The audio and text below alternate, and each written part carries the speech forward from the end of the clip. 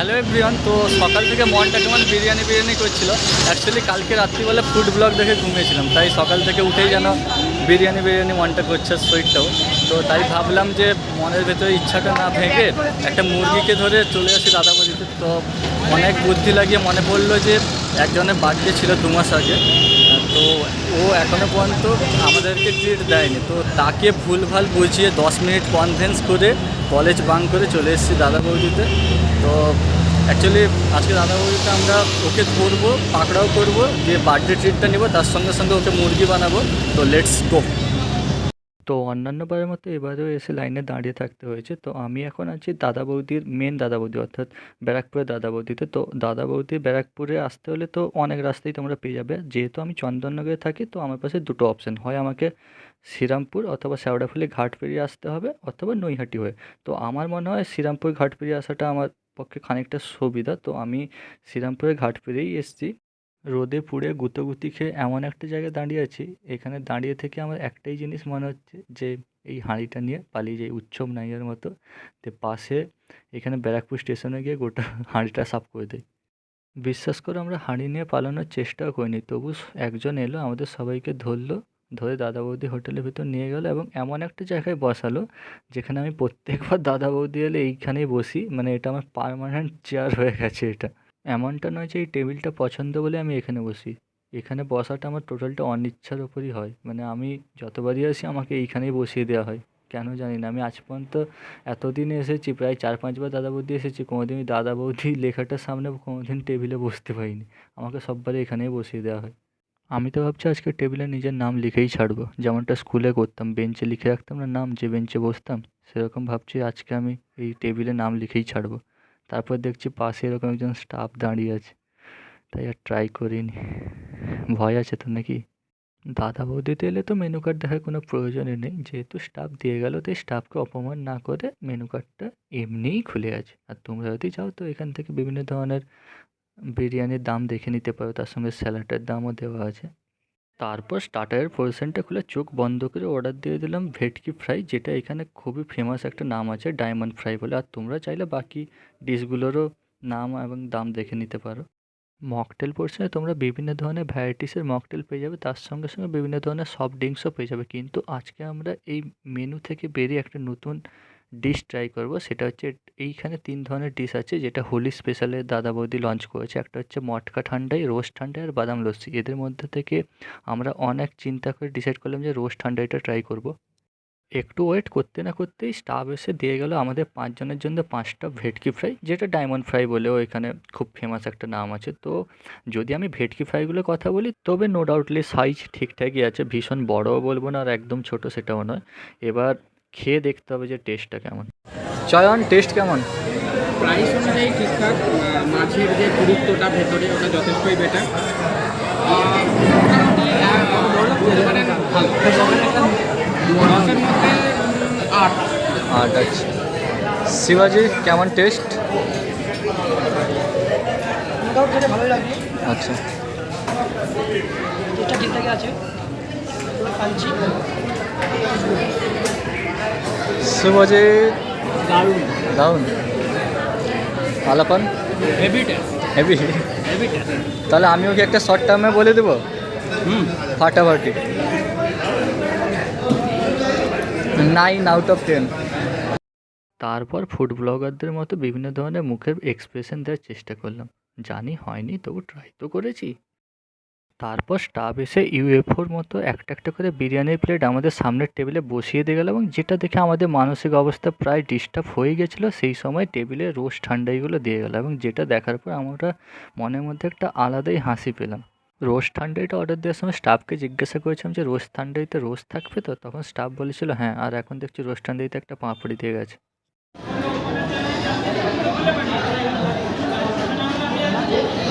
ওঠা ওঠা ওঠা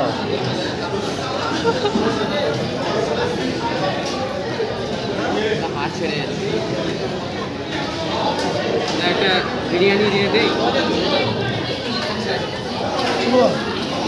ও অলরেডি মটনটা শুরুই করে দিয়েছে খাওয়া। এই মটনের পিস কেমন আর কেমন রিভিউ দিয়ে যাও? অলমোস্ট ওর মুখের সাইজের মাটন। মাটনের পিস অলমোস্ট 150 গ্রাম মতো। দাঁড়িয়ে পাল্লা এনেছিলি নাকি? গোটা ছাগলটা দিয়ে দিয়েছি নাকি? বাপ রে, তুই খেতে পারবি তো? দেখা এদিকে একটু করে। বাপ রে, আমার পিসটা কেমন দেখি? ওটা আমি দেখি ওটা। বাপ রে, অনেক বড়। হিংসা হচ্ছে বল মটনের পিসটা দেখে।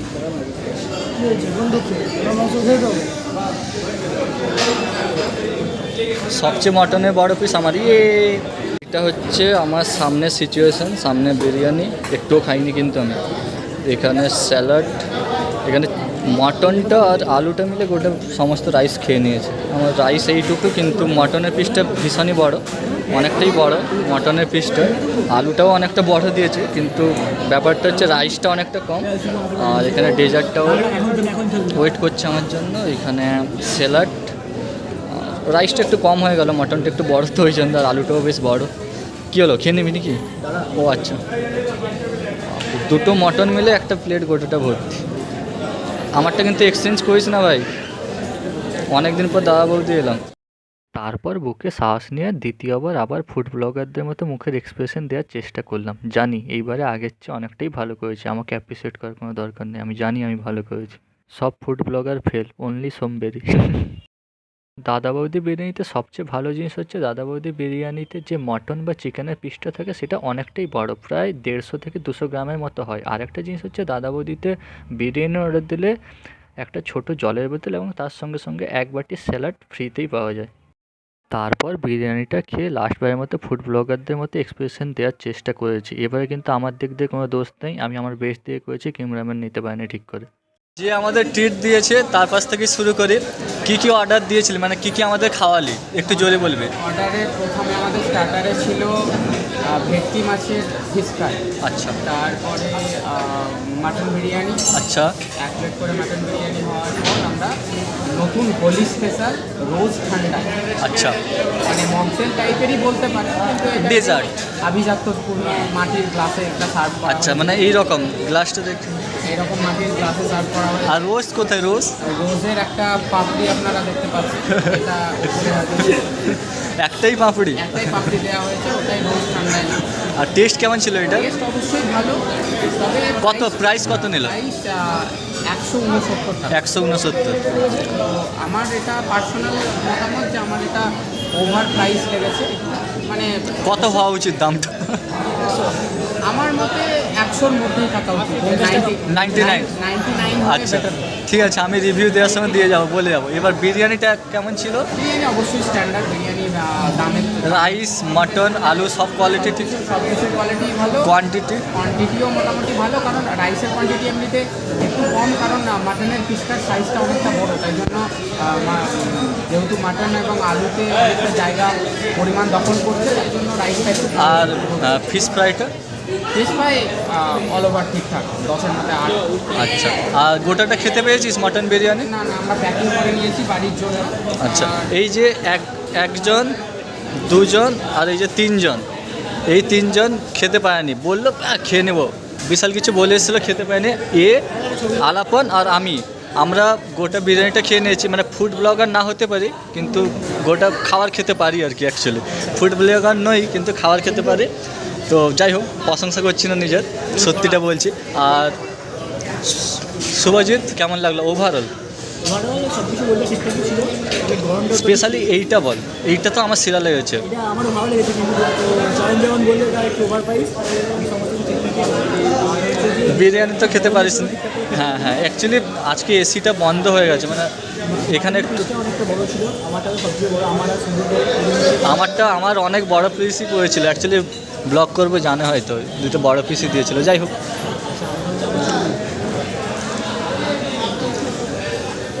আলাপন গোটা বিরিয়ানিতে তো ছাঁটিয়ে দিলি, কেমন লাগলো বল? তবে আমার সবচেয়ে বেশি ভালো লাগলো ড্রিঙ্কটা, মানে একটু ওভার প্রাইস ঠিকই, কিন্তু ড্রিঙ্কটা খুব দারুণ লেগেছে। স্পেশালি গরমটা ছিল তো, ড্রিঙ্কটা দারুণ। আর একটা পাঁপড়ি না দিতে পারতো, একটা গোলাপ দিতে পারতো। শিবাজি, কেমন লাগলো? একটু পাশে এসে বল।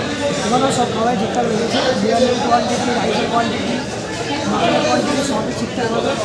আর বিরিয়ানি স্বাদ মতো কোথাও হবে না, কোথাও এক্স্যাক্টলি এটাও গুড। 100 কোটি টাকা ইনকাম করে ভাই। আমরা সবাই মিলে খেয়েছি, আনন্দ করে খেয়েছি এবং এটা খুশি ব্যাপারটা আমাদের ভালো লেগেছে। আমরা ব্যাংকে ভেট করে অ্যাকচুয়ালি আমরা মটন বিরিয়ানি খেয়েছি, কিন্তু একটা মুরগি মারা গেছে আর কি। সেটা হচ্ছে মুরগিটা এখন অ্যাবসেন্ট আছে। অ্যাকচুয়ালি ও হচ্ছে আজকে আমাদের মুরগি, ওকে মেরেই আমরা খেয়েছি। মানে মটন বিরিয়ানিতেও যে মুরগি লাগে সেটা আজকে প্রুফ হয়ে গেল যে মটন বিরিয়ানি খেয়েছি আমরা ঠিকই, কিন্তু মুরগিটা লেগেছে। ঠিক আছে, এই যে এইটা দেখে বোঝা যাচ্ছে যদিও, তবু কি এটা বিল কত বিল হলো বল? 3,300। আচ্ছা আচ্ছা, ফিশ ফ্রাই 5 পিস 152 টাকা করে, তাই তো? টোটাল হয়েছে 761 টাকা। তারপর হচ্ছে মাটন বিরিয়ানি 5 পিস 323 টাকা করে, 1020 টাকা মতো। তারপর হয়েছে একটা জল এক্সট্রা ছিল, আর একটা রোস্ট ঠান্ডাই যেটা ছিল ওটা হচ্ছে কত করে নিয়েছে, 160 টাকা 95 পয়সা করে নিয়েছে 5 তারপর আচ্ছা কন্টেনার, যে 3 জন খেতে পায়নি তাদের জন্য কন্টেনার ভাড়া নিতে হয়েছে, ওরা বাড়ি নিয়ে যাবে বলে। তো কন্টেনার 3খানা 5 টাকা করে নিয়েছে, প্রায় 15 টাকা মতো নিয়েছে। তো টোটাল বিল হয়েছে 3,370 টাকা। তো সব ঠিকঠাকই আছে, যেমনটা রিভিউ দিলাম সব ঠিকই আছে। কিন্তু আমার স্পেশালি সবচেয়ে বেশি ভালো লেগেছে, বিরিয়ানির চেয়েও সবচেয়ে বেশি ভালো লেগেছে এইটা, দারুণ লেগেছে আমার। আমি ভাবছি গোলাপে পাঁপড়িটাও খেয়ে নেবো, যাই হোক। তো এইটা খুব দারুণ লেগেছে। আর এটা হচ্ছে ওই জায়গাটা যেখান থেকে 100 কোটি টাকার হিসাব হয়, চলছে। দাদা বৌদি থেকে বেরোতেই দেখতে পেলাম যে ভিড় কমার বদলে বরং আরও বেড়ে গেছে। আমরা যেই সময় লাইনে দাঁড়িয়েছিলাম তখন যে ভিড়টা ছিল তার চেয়ে এখন ভিড়টার পরিমাণ অনেকটাই বেড়ে গেছে। আর আজকে কিন্তু কোনো ছুটির দিনও নয় আর রবিবারও নয়, কিন্তু এটা একটা হচ্ছে নর্মাল ডেটেই হচ্ছে এতখানি ভিড়। আর বিশাল দেরিও কিন্তু হয়ে যায়নি, মাত্র ঘড়ির কাঁটাতে 3টে বাজে, মাত্র 3টে বাজে, দুপুর 3টে। এই সময় এইরকম অবস্থা। এরা কখন খাবে? আমার কোশ্চেনটা এদের কাছে হচ্ছে এরা কখন খাবে আর কখন বাড়ি যাবে। তো ফাইনালি মুডটা ঠিক হলো, অ্যাকচুয়ালি বিরিয়ানি খাওয়া হয়ে গেছে, তো এবার মুডটা ঠিক হলো। আর সবচেয়ে ইন্টারেস্টিং ব্যাপার হচ্ছে এত কিছু খেলাম, মানে যেটা সবচেয়ে ভালো পার্ট আর কি আজকের দিনে, সেটা হচ্ছে এত কিছু খেলাম, কোনো রকম টাকা বের করতে হলো না। ভাগ্যিস কালকে রাত্রিবেলা ফুড ব্লগটা দেখেছিলাম বলে সকাল থেকে বিরিয়ানি মন হলো, এবং ওই যে মুরগিটা যেটা বাড়িতে ছিল, অর্থাৎ ঘরকা মুরগি ডাল বরাবর হয় না, তো সেই রকম যে মুরগিটা বাড়িতে ছিল তো সেটাকে আজকে মারা হলো। তো যাই হোক, খুব ভালো লাগলো। তো এই ছিল আজকের ভিডিওটি যদি ভালো লেগে থাকে তাহলে অবশ্যই লাইক করো, শেয়ার করো, আর অবশ্যই কমেন্ট সেকশনে জানিও এই ব্লগটা কেমন লাগলো। তো আবার দেখা হচ্ছে নতুন কোনো ভিডিও নিয়ে। বাই।